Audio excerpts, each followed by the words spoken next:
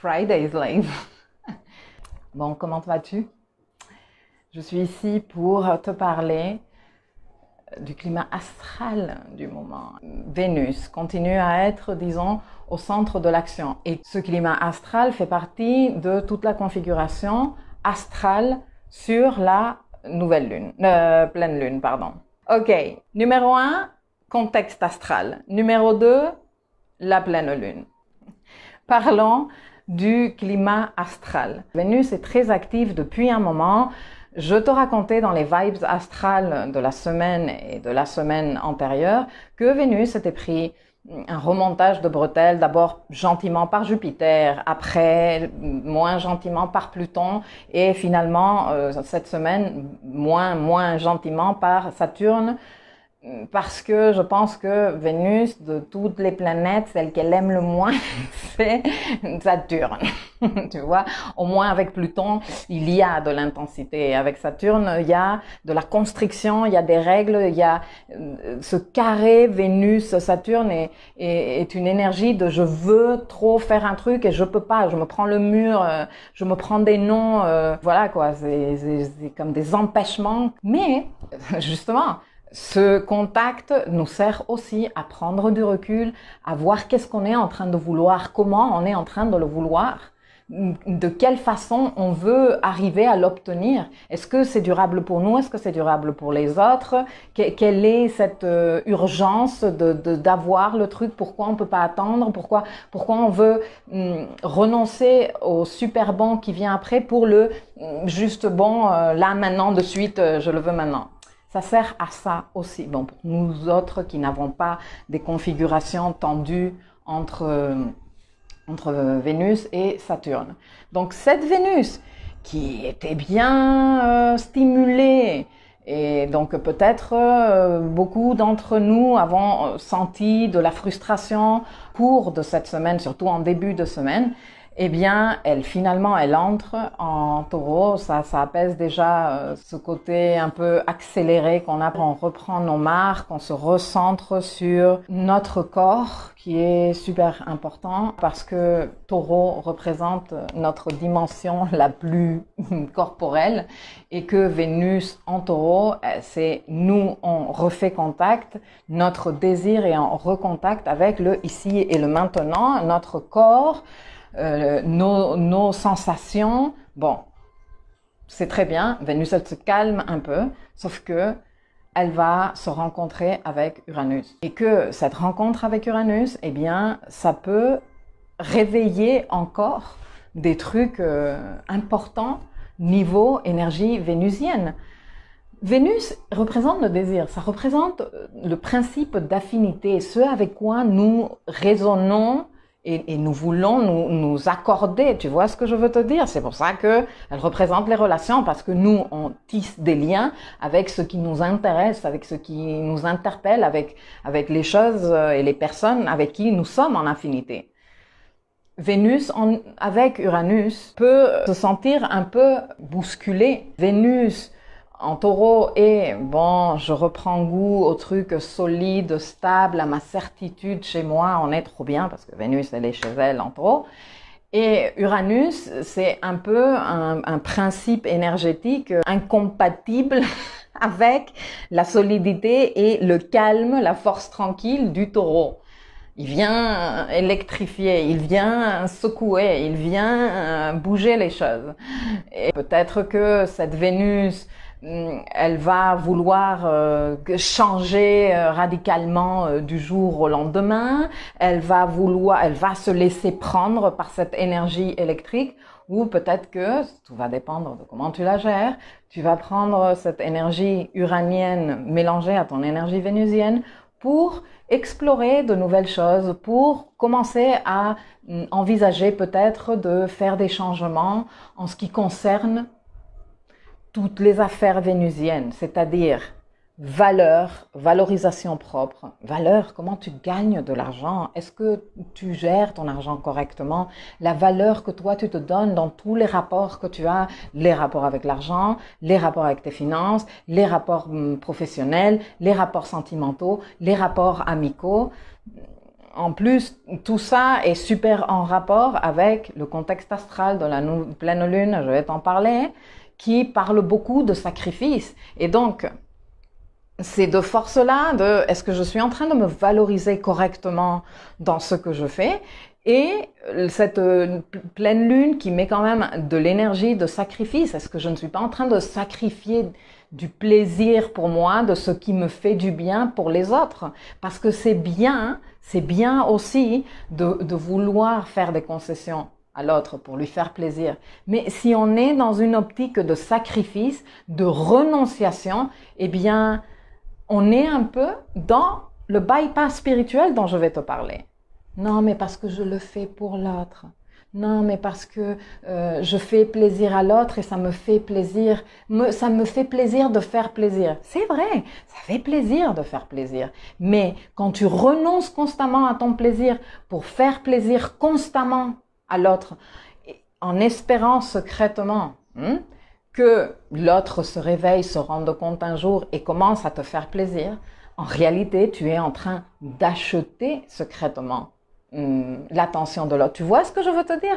Et ça, c'est en rapport avec cette Vénus qui vient un peu secouer de ses remontages de bretelles et qui vient maintenant s'électrifier avec Uranus, mais qui est chez elle et qui nous donne 4 super bonnes semaines. Il y a 2 articles qui Vénus en Taureau et la conjonction Vénus-Uranus pour que tu puisses aller piocher encore plus d'infos. Je te donne même une sélection de fleurs de bac que je te recommande pour mieux t'aider à vivre ces moments. Et bon, on a 4 semaines d'ici le 3 avril de Vénus en Taureau pour justement évaluer, est-ce que je suis vraiment en train de me donner ma valeur?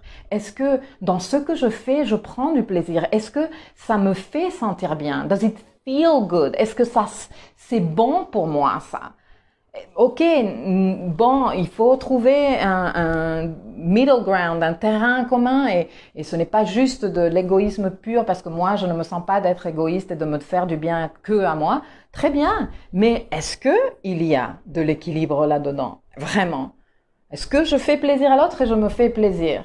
Est-ce que je sais me faire plaisir? Est-ce que je sais m'occuper de mes besoins? C'est un très bon moment pour te poser cette question. Te poser aussi la question de l'emploi que tu fais de tes ressources. Et je ne parle pas seulement de l'argent, mais peut-être tu voudrais faire un tour aussi de ça. C'est aussi l'emploi que tu fais de ton temps, de ton énergie, de ton attention. À quoi tu donnes ton attention? Et est-ce que ce à quoi tu donnes ton attention te donne finalement du plaisir? Je pense que ceci est applicable à tellement de sphères différentes. Tu donnes ton attention à ce que tu lis, à ce que tu écoutes, tu donnes ton attention à ce qui te trotte constamment dans ta tête. Est-ce que ce qui te trotte constamment dans ta tête est à ton service, au service de ton plaisir, au service de ton bonheur, au service de ton bien-être? Est-ce que c'est en affinité, Vénus, avec ce que tu veux obtenir, avec ton sens de la valeur, avec la valeur que tu te donnes? Plein de questions que tu peux te poser et que tu peux utiliser pour faire de l'écriture introspective au cours de ces 4 semaines qui suivent pour nous tous. Pourquoi je te parle tant de Vénus? Je vais te raconter un secret astrologique de niveau avancé. Comme vous êtes plusieurs astrologues à être ici, je pense que vous êtes au courant. Mais regarde, quand on est en train d'analyser un événement, la carte d'un événement d'une personne ou quoi que ce soit, on regarde les maîtrises. Tu sais, chacun des signes dans la roue, des 12 signes du zodiaque, a un maître, une planète maîtresse. La planète maîtresse est en affinité et elle est l'ambassadrice de cette énergie que représente le signe en question. Par exemple, Mars est maître du Bélier. Mars qui est une énergie de prise d'action, de détermination, de courage, d'impulsivité aussi. Bon, le signe du Bélier va être en affinité avec cette énergie et Mars va être l'ambassadeur de ce signe. Vénus est maîtresse de signes Taureau et Balance.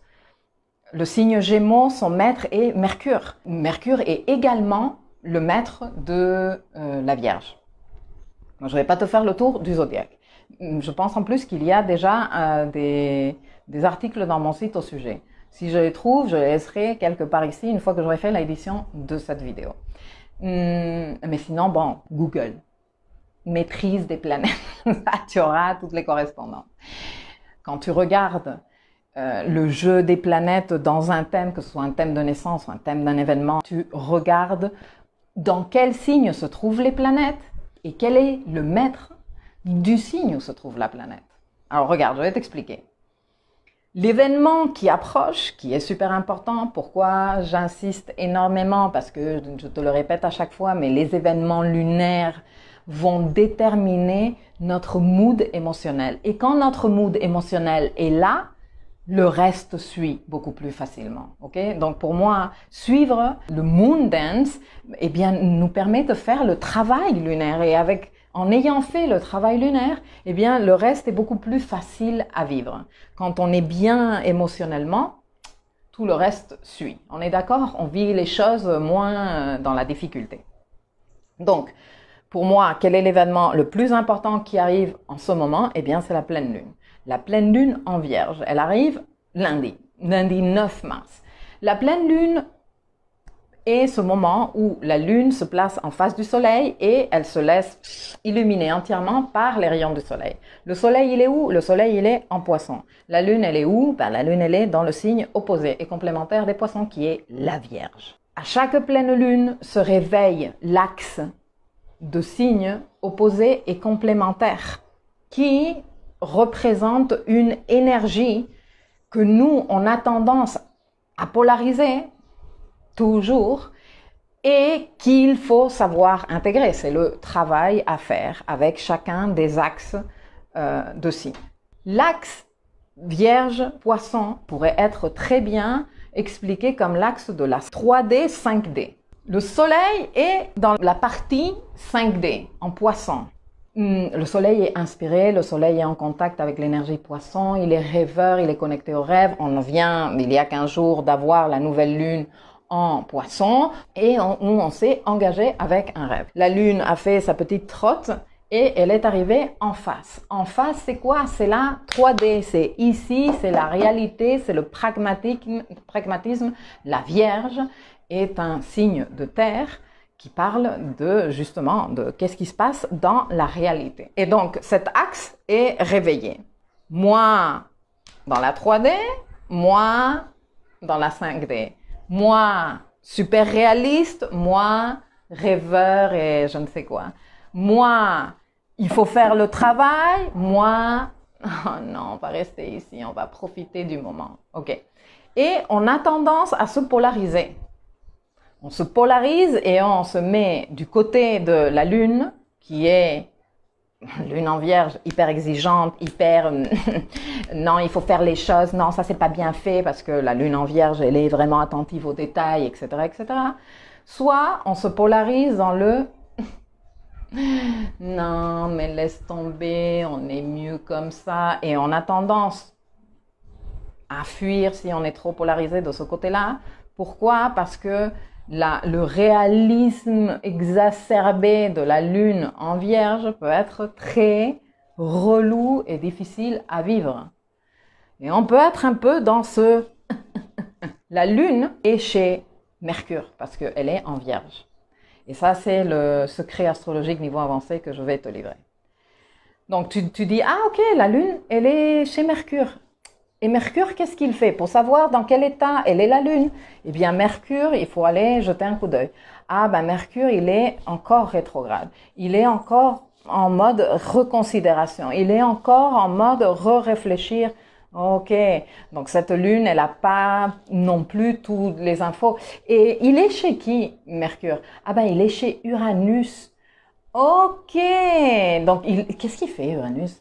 Eh bien, tu vas voir où est le maître du signe où se trouve cette planète. Uranus, il est en Taureau. Ok. Et qu'est-ce qu'il fait Uranus en Taureau ces jours-ci autour de la nouvelle lune? Eh bien, il se rencontre avec Vénus. Ah! Et Uranus, il est où? En Taureau. Et c'est qui la maîtresse du Taureau? Ah, c'est Vénus. Ah, et en plus, ils ont une conjonction. Et Vénus, elle est où? Eh bien, en Taureau, forcément, parce qu'elle va avoir sa conjonction avec Uranus. Et donc elle est chez elle. Et c'est là que se termine la suite pour comprendre la vraie énergie sous-jacente derrière le climat astral du moment. Donc la vraie énergie sous-jacente, et c'est la raison pour laquelle j'ai commencé à te parler de Vénus et Vénus. Donc la vraie énergie sous-jacente de ce travail et d'éclaircissement émotionnel qu'on va avoir avec la pleine lune en Vierge, l'énergie sous-jacente est l'énergie vénusienne qui, à nouveau, revient nous dire ta valeur. Comment tu te donnes de la valeur, comment tu crées la valeur, comment tu protèges la valeur, comment tu utilises la valeur que tu crées et la valeur que tu représentes pour te donner de la stabilité, de la sécurité, etc., etc. Cette Vénus, elle est là en train de nous demander de faire ce travail. Avec sa rencontre avec Uranus, on nous demande quelque part aussi d'explorer de nouvelles voies, de nous ouvrir à de nouvelles façons de faire. Alors je sais que je te dis ça régulièrement, mais c'est que Uranus, il est très actif, mais vraiment très actif, et il va continuer de l'être encore un moment. Donc, c'est vraiment le moment d'explorer. Et je sais que tu me dis, mais je ne sais pas comment je fais pour explorer. Quand tu es bloqué dans une situation et que tu n'arrives pas à voir dans cette situation-là comment faire différemment, le mieux, ce n'est pas continuer à te mettre la pression par rapport à cette situation. Le mieux, c'est de te donner des parenthèses créatives où tu te permettes vraiment de faire des choses qui te sortent de ton cadre normal. Et je vais te donner quelques exemples. Pourquoi? Parce que c'est de cette façon-là que tu commences à avoir des petites ouvertures vers les autres champs des possibles et pas que celui que tu es habitué à voir tout le temps, tous les jours comme ça. Tu vois, tu te dis, ah oui, regarde. Comment tu fais ça? Eh bien, tu fais ça avec des activités aussi bêtes que changer un peu ta routine. Si toi, tous les jours, tu te lèves, tu te brosses les dents, tu prends ta douche, tu te sèches les cheveux, tu te apprêtes, tu prépares à manger, tu réveilles tes enfants, eh bien, fais différent. Dis-toi que pendant 10 jours, tu vas faire à l'envers. Ou bon, si ça te stresse énormément 10 jours, fais-le pendant 2 jours. Réveille-toi, prends-toi un café, lis-toi 3 pages d'un livre, après réveille tes enfants et à la fin, tu te brosses les dents. J'en sais rien, mais change l'ordre. Si tous les jours, tu arrives au boulot, tu sors du métro, tu sors du bus et tu marches exactement de ce côté et tu arrives et tu fais ça, eh bien, pendant quelques jours, fais-le différemment. Sors un arrêt de métro plus tard ou plus tôt. Marche, prends des routes alternatives. Ou si tous les jours tu vas à l'école de tes enfants en passant par la même route, eh bien, change de route.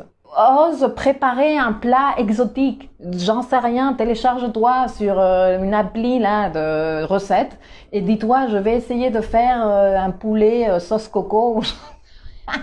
Et peut-être c'est dégueu et peut-être tu vas pas avoir un bon résultat, mais on s'en fout parce qu'ici le truc n'est pas le résultat. Ne te polarise pas du côté de la lune en Vierge qui veut tout faire parfaitement et avoir des résultats hyper efficaces.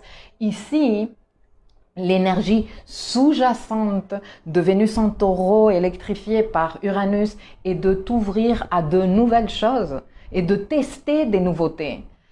Va faire je sais pas, du shopping et ose un style vestimentaire que tu n'aurais jamais essayé. Tu peux te surprendre et je suis sûre que dans les boutiques, tu vas trouver des personnes qui vont vouloir jouer le jeu avec toi et qui vont te proposer, et si vous essayez ça, et cette robe, ouais, ce pantalon, non mais cette cravate, on s'en fout. Le truc, c'est t'ouvrir à voir d'autres choses que tu ne fais pas normalement. Et ça, c'est une très très bonne façon, disons que, de t'accompagner dans cette énergie très vénusienne, plus uranienne, dans laquelle on est en train de vivre en ce moment, qui te permet d'avoir des idées après, et tu sais, c'est moment d'illumination, c'est lightning strokes, où tu te dis, ah, putain, mais je sais comment je vais faire maintenant, ou j'ai eu cette super idée, je vais l'explorer. Oui, mais quand tu es tout le temps dans le je fais comme ça, c'est comme ça que je fais, non, ça je mange pas parce que j'aime pas, non, ça, non, je pense que je vais pas aimer. Mais qu'est-ce que t'en sais? Goûte-le, et après tu dis non, j'aime pas. Ou je ne sais pas, moi je me rappelle, quand j'étais arrivée au Mexique pour la première fois dans ma vie, on m'avait fait goûter un truc qui s'appelle mole.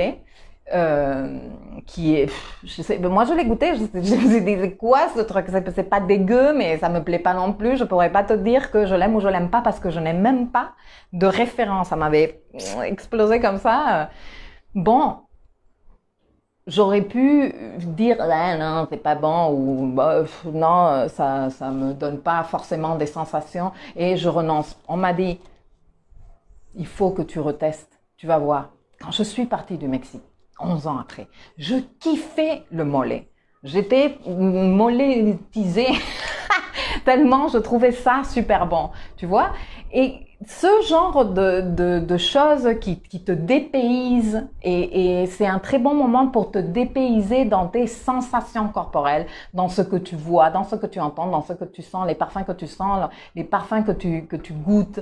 Tout ça, c'est du très bon accompagnement, si tu veux, dans des activités qui sont simples. C'est pas compliqué quand même de prendre une route différente pour aller déposer les gamins à l'école ou aller au boulot. C'est pas très compliqué. Oser un style vestimentaire différent juste pour t'éclater. Chope une copine ou un copain, va faire les boutiques et éclatez-vous à porter des trucs que vous ne portez jamais. C'est rigolo quand même.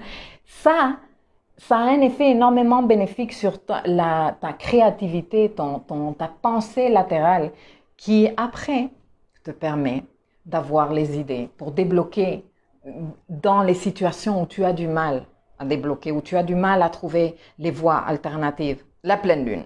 La pleine lune, moment de compréhension, moment émotionnel, par rapport à cet engagement que tu as fait avec ton rêve, avec la nouvelle lune en Poisson. Comme la lune est en Vierge, il y a le sujet, je t'en parlais tout à l'heure, du sacrifice. Qu'est-ce que tu es en train de sacrifier dans ce que tu cherches et dans ta façon de faire? Comment tu te sacrifies là-dedans? Comme il y a le sujet sous-jacent de Vénus, est-ce que tu ne serais pas en train de sacrifier ton plaisir? Et comme la lune est en Vierge, le sujet du perfectionnisme est mais au centre de la table. Le perfectionnisme par rapport à ton rendu, par rapport à ta performance, mais aussi le perfectionnisme par rapport à tes attentes de l'autre. Pourquoi? Parce qu'on est dans une configuration lunaire d'opposition. Donc l'autre, il nous fatigue. Parce qu'il ne nous donne pas les trucs comme nous, on en a besoin et ce n'est pas satisfaisant pour nous. Mais il faut savoir qu'avec cette pleine lune en Vierge, on a tendance à être dans ce côté pointilleux, hyper perfectionniste et casse-couille, excusez-moi que je vous le dise comme ça, d'être dans l'exigence de l'autre. Et les questions à se poser avec cette pleine lune est, est-ce que je ne suis pas en train de retomber dans mon perfectionnisme? On a tous un dossier plus ou moins lourd à gérer avec le perfectionnisme. Maintenant, tu me diras, oui, mais tu sais, moi, c'est un sujet que j'ai essayé de gérer toute ma vie, mais je n'y peux rien. C'est faux. Tu peux quelque chose, ou je ne sais pas comment on dit ça. Bien sûr que tu peux. C'est pour ça que je suis ici toutes les semaines et que je suis dans mon blog et que je te dis tout ce que je te dis, parce que tu peux le faire. Maintenant, est-ce que tu vas le faire comme ça du jour au lendemain? Non. Tu vas y travailler peu à peu. Tu vas mettre de plus en plus de conscience. Tu vas essayer de créer des stratégies qui vont te permettre de sortir de ce perfectionnisme. Tu vas explorer d'où vient ce perfectionnisme. Tu vas te guetter pour voir à quelle heure tu es en train de t'exiger ou à quelle heure tu es en train d'exiger à l'autre et que tu es en train de retomber dans ton perfectionnisme. C'est comme ça que tu vas le faire. Moi, je t'encourage vraiment à que tu vas sur Google et tapes sur Google, perfectionnisme, et lis, renseigne-toi, achète-toi des livres, comprends qu'est-ce qu'il y a derrière le perfectionnisme. Il y a plein de personnes qui ont déjà écrit au sujet, parce que c'est quand même un gros sujet. Derrière ce perfectionnisme se cache le syndrome de l'imposteur qui est hyper populaire ces derniers temps, parce qu'on a une grosse masse de personnes qui sont de plus en plus en train de sortir du salariat pour se mettre à leur compte et tout, et que le syndrome de l'imposteur les attaque.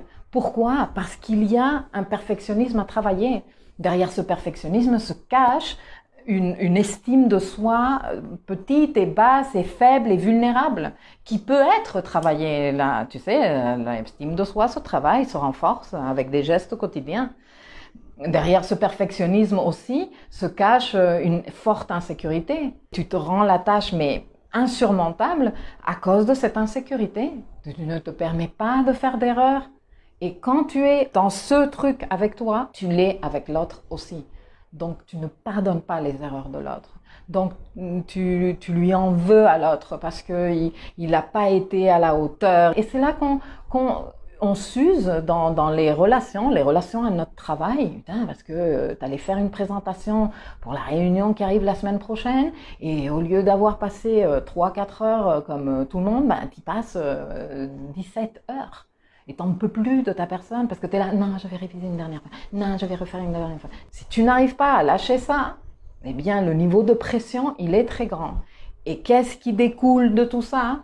Niveau d'anxiété. En plus, la Lune, elle est chez Mercure. Mercure en Verseau s'accélère. Mercure en Verseau, c'est mental très stimulé. Avec la Lune hyper exigeante et le mental très stimulé, nous, on peut partir très facilement dans des pics d'anxiété. Et c'est reparti pour un tour. Donc, non. Retour à Vénus. Retour aux sensations corporelles. Retour à l'ici et le maintenant que te propose le taureau. Retour au plaisir. Retour à savoir se faire du bien. Retour à poser des limites pour se faire du bien. Et moi, je reviens vendredi prochain.